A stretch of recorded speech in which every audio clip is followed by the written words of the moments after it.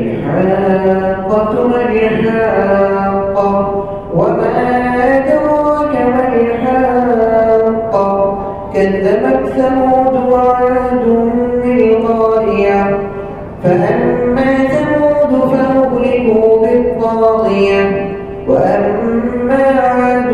فأهلكوا بريح صرصر عاتية سخرها عليهم 7 ليال و8 أيام حسوما فترى القوم فيها صرعا كأنهم أعجاز نخل خاوية فهل ترى لهم من باقية وجاء فرعون ومن قبله والمؤتفكات بالخاطية فعصوا رسول ربهم فأخذهم أخذة رابية إنا لما ترى الماء حملناكم في الجارية لنجعلها لكم تذكرة وتعيها أذن واعية فإذا نفخ في الصور نفخة واحدة وحملت الأرض والجبال فدكتا دكة واحدة فيومئذ وقعت الواقعة وانشقت السماء فهي يومئذ واهية والملك على أرجائها ويحمل عرش ربك فوقهم يومئذ 8 يومئذ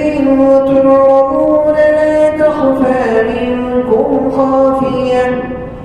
فأما من أوتي كتابه بيمينه فيقول هاؤم اقرءوا كتابيه إني ظننت أني ملاق حسابيه فهو في عيشة راضية في جنة عالية قطوفها دانية كلوا واشربوا هنيئا بما أسلفتم في الأيام الخالية وأما من أوتي كتابه بشماله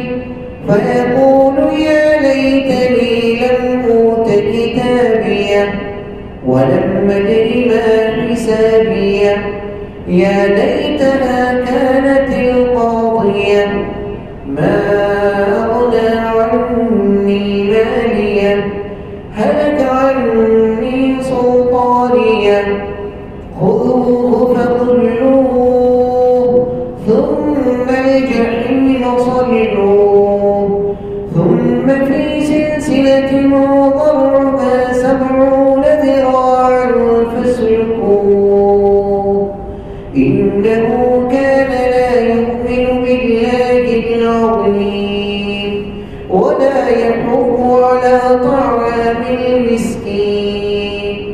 فليس له اليوم هاهنا حميم ولا طعام إلا من غسلين لا يأكله إلا الخاطئون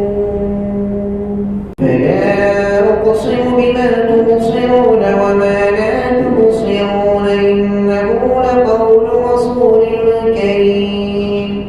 وما هو بقول شاعر قليلا ما تؤمنون ولا بقول كاهن قليلا ما تذكرون تنزيل من رب العالمين ولو تقول علينا بعض الأقاويل لأخذنا منه باليمين ثم لقطعنا منه الوتين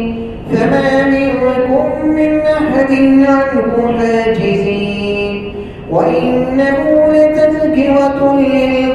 للمتقين وإنا لنعلم أن منكم مكذبين وإنه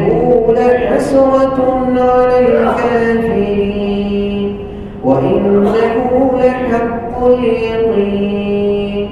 فسبح باسم ربك العظيم